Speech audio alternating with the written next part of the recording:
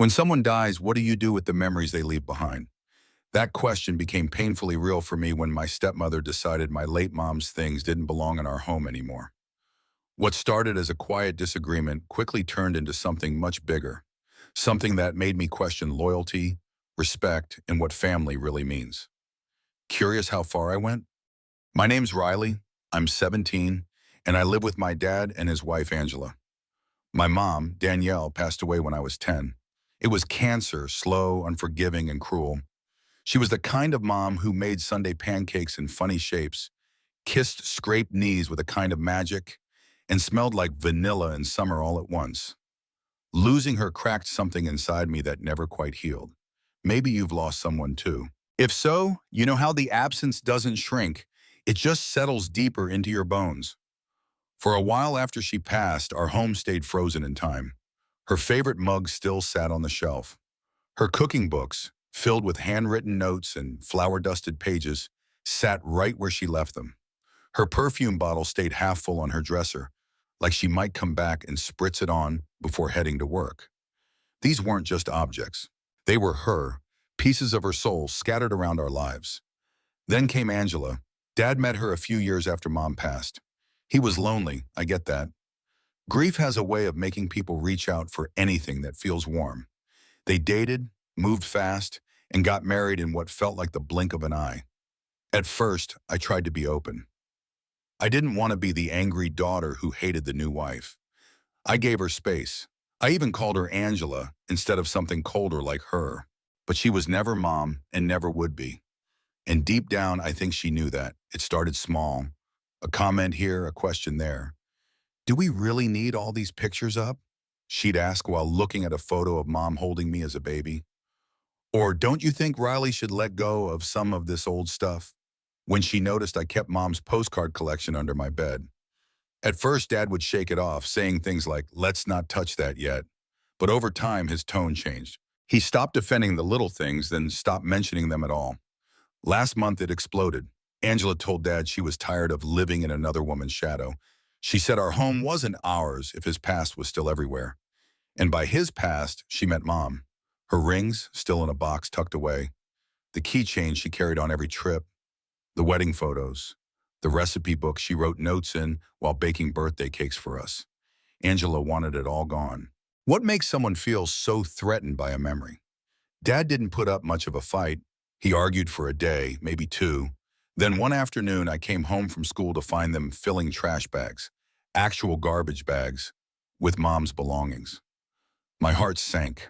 I stood frozen in the hallway as I watched my dad toss away the locket my mom never took off, like it was an old t-shirt. I didn't say anything right away. My voice was stuck somewhere between heartbreak and fury. Who gets to decide when a memory has expired? That night, I couldn't sleep. I lay awake replaying the scene in my head, my father silent and resigned, and Angela with that cold, satisfied look. I knew one thing for sure. I wasn't going to let Mom be erased like that. So I made a plan. The plan wasn't some dramatic heist. It was quiet, careful, necessary. The next morning, while Angela was out running errands and Dad was at work, I went to the garage. That's where they'd stash the bags, right next to the bins waiting for trash pickup. I stood there for a long minute, staring at the torn black plastic, my fingers frozen. What kind of person throws away someone's life like this? Who decides which memories get to stay and which are disposable? One by one, I pulled them out. The box with Mom's wedding and engagement rings still sat neatly inside, wrapped in tissue paper like it had been waiting for me. Her perfume, Chanel No. 5, still held the faint scent of her. The baking books were stacked together, the pages stiff with old sugar and flour smudges. Her favorite stuffed bear, faded from years of hugs, peeked out from between two cookbooks like he didn't understand what he'd done wrong. I didn't cry. Not then. There wasn't time. I packed everything into 2 duffel bags and drove them straight to Aunt Melanie's. She's my mom's sister, and she's always been a quiet kind of strength in my life. When I showed up unannounced, her eyes widened. "What's wrong?" she asked, pulling me into the kitchen. I didn't say much, just opened the bags and let her see for herself. Her hands trembled when she lifted Mom's locket. "I can't believe they did this," she whispered, voice thick with disbelief. "What kind of person throws this away?" That made two of us. She offered to keep everything safe. I didn't even have to ask. We tucked the bags away in her spare room closet and locked the door. I knew that once those memories were there, they were untouchable. For 2 days, the house was quiet. Angela didn't notice right away. Maybe she thought the trash had been picked up. Maybe she just didn't care. But on the third day, she was in the garage and came storming inside. "Where are the bags?" she demanded. I was in the kitchen, pouring a glass of water. My hands didn't even shake. "What bags?" "The ones we put out. Don't play dumb." I shrugged. "Must have been taken out with the trash." Her eyes narrowed, calculating. "You took them, didn't you?" I didn't deny it. They didn't belong in the trash. That's when the yelling started. She accused me of disrespect. Said those things were bad memories that didn't belong in her house, in her marriage. Her words dripped with bitterness, as if my mother's presence was poison in the air she breathed.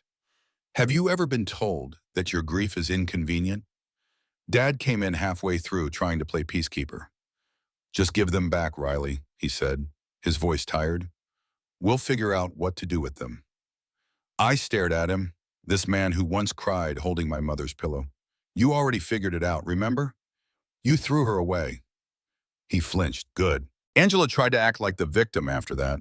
She kept pushing, saying I was being cruel, that I didn't respect her as my stepmother. That word, stepmother, made my skin crawl. She was my dad's wife, nothing more. So I told her, "You'll never be my family. You'll never be her. And you'll never get those things back." Was I cruel? Maybe. But grief makes you fierce, especially when the only thing left of someone you love is what others are trying to destroy. They thought I'd back down. That guilt or fear would change my mind. They didn't know me at all. After that confrontation, things in the house shifted. Not loudly, just a steady, suffocating tension that settled in like smoke after a fire. Angela walked around with her chin high and her eyes narrowed, like she was the one who'd been wronged. Dad, on the other hand, mostly avoided me. And when we did speak, it was all surface level, polite, hollow. Was I supposed to feel bad for protecting my mom's memory? A few days passed before the storm hit again.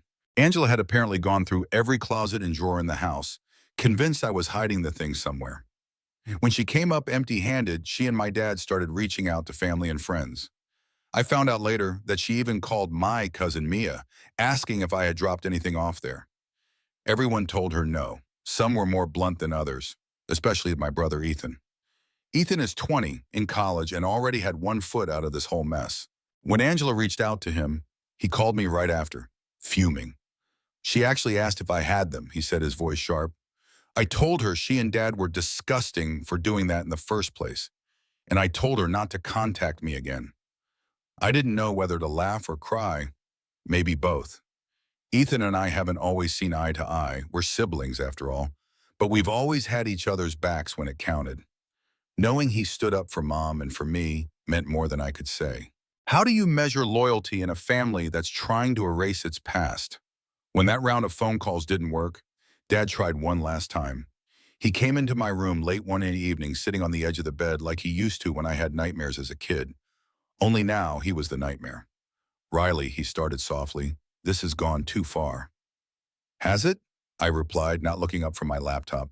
He sighed, rubbing his hand over his face. "You're making it worse between me and Angela." I closed the laptop slowly. "You think this is about her?" "I think it's about all of us. We have to live together. There needs to be respect." Respect. That word again. Where was the respect when you threw Mom in the trash? My voice was steady, but it shook something in him. I could see it in his eyes. "I didn't throw her away," he said, more defensively than I expected. Angela felt disrespected by how much of the house still reflected Danielle. "That's the thing," I said quietly. "It was Mom's house. It was our family's house. You brought Angela into our space, and then you let her wipe it clean." He looked like he wanted to argue but couldn't. He just sat there, his face tight with guilt and frustration. "She's my wife now, Riley. She deserves to feel like this is her home too. She can feel at home without destroying what little I have left of my mother." Dad stood up then, shoulders heavy. "I just wish you'd try to understand." "I do," I said. "I just don't agree, and I'm not giving anything back." Angela tried one more card. calling the police. She actually reported that I had stolen items from the home. But when they showed up and I explained everything, how the items were put in the trash, how I lived in the house, they brushed her off. One officer even said, "Sounds like a family matter," before walking out. Do you ever wonder how far someone will go to erase what they can't compete with? Angela called me a thief. She called me disrespectful, but she didn't scare me. If anything, her desperation made me more certain. I wasn't backing down. Not now, not ever. After the police left, Angela spiraled. She slammed the door so hard the frame shook. I could hear her ranting to Dad in the kitchen, her voice sharp and venom-laced. "This is my house now. I will not live under the same roof as a disrespectful, thieving child." Dad didn't say much back, not that I could hear. Maybe he was stunned, or maybe he just didn't have the spine to tell her the truth. I hadn't stolen anything. I'd rescued it. That night, she barged into my room without knocking. "You think you've won?" she hissed, eyes wild. "You think hiding behind your dead mother makes you untouchable?" I stood up slowly, fists clenched at my sides. "Don't talk about her like that. You have no idea how much pain you've caused in this house," she snapped. "Do you know what it's like to live in the shadow of a ghost? Every hallway, every photo, every scent, she's everywhere. You've made this house a mausoleum." I didn't yell, I didn't cry. I just looked at her and said, "Then maybe you're the one who doesn't belong here." That was the moment everything cracked. Her face twisted like she'd just been slapped. She turned on her heel and stormed out, muttering something about me learning the hard way, and she meant it. The next day I came home from school to find my bedroom ransacked. Drawers pulled out, my clothes scattered, even my backpack dumped on the floor. A few of my sketchbooks were missing, along with my favorite hoodie and a small box of keepsakes I kept under my bed. She'd taken them. Dad stood awkwardly at the kitchen counter when I confronted him. "I told her not to touch your things," he said, not meeting my eyes. "You let her take my stuff." "I'm trying to keep the peace, Riley." The peace at what cost? When did keeping the peace become letting someone trample over your own children? Who do you protect when you're forced to choose? Your wife or your daughter? I told him then and there, "I'm leaving, as soon as I can." He didn't try to stop me. I think part of him knew he'd already lost me.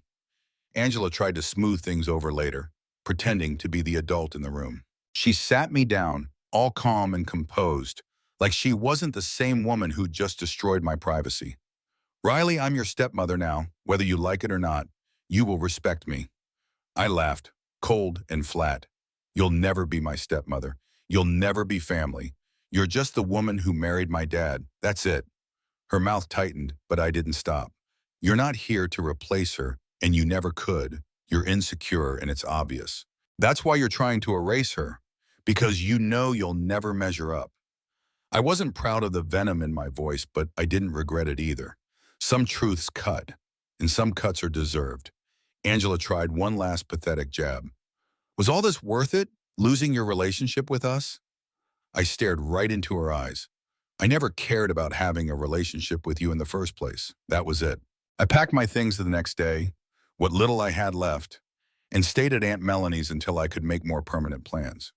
I'd already lost one parent to cancer. I wasn't about to lose the rest of her to garbage bags and bitterness. And if that made me the villain in their story, so be it. It's been a few weeks since I left that house, and honestly, the silence has been louder than any fight we ever had. I'm staying with Aunt Melanie for now. Her home is quiet, a little cluttered, and smells like cinnamon and old books. In other words, it's perfect. She gave me the guest room, and in the corner sits a small wooden chest with all of Mom's things tucked safely inside. Sometimes when the house is still, I open it and just breathe her in. I read her scribbled notes in the baking books, rub my thumb over her locket, or spray a tiny mist of perfume into the air and close my eyes. It's strange, you don't realize how much peace comes from simply knowing something is safe, until you nearly lose it. Dad calls occasionally. I haven't blocked his number, though Ethan has. I still answer, not because I'm ready to forgive, but because I want him to feel the weight of what he allowed to happen. Most of the time, he just asks if I'm eating, if I need money, if I'm going back to school. He never mentions Angela. Never once has he said the words, "I'm sorry." Is it really love if someone lets another person erase part of you? Angela hasn't tried to contact me since our last conversation. Maybe she's waiting for me to crawl back with some half-hearted apology. Maybe she realized she lost. Or maybe deep down she knows that all the fake authority and cold smiles in the world can't compete with the love a child has for a parent, especially one who's no longer here. Ethan and I talk more than we used to. Losing the last real piece of our mom shook us both, in different ways. He admitted to me that he wishes he'd said more, done more, when he saw how Angela was creeping into every space mom used to exist in. But I don't blame him. When grief mixes with guilt, it eats away at you slowly. Now I'm working on applying to colleges out of state, far out of state. I want a fresh start. One where no one sees me as that girl whose mom died or the one who fought with her stepmom. Just Riley, a girl who refused to let her mother's memory get tossed out with the trash. What would you have done in my place? It's easy for people on the outside to say, let it go.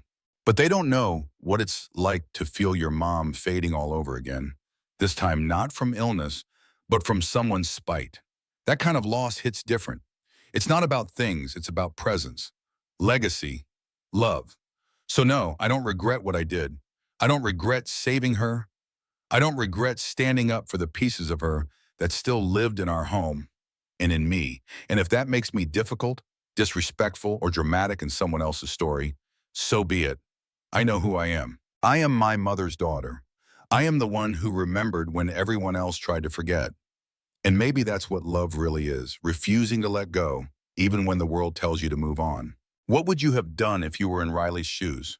Would you have saved your mother's memories, even if it meant standing alone? We'd love to hear your thoughts in the comments. Your voice matters. If Riley's story touched your heart, please like the video and subscribe to the channel. Every click, every word of support reminds Riley and others like her that they're not alone. Sometimes doing the right thing comes with a crit, but knowing people out there understand, that means everything. So show your love, share your truth, and let Riley know you're standing with her.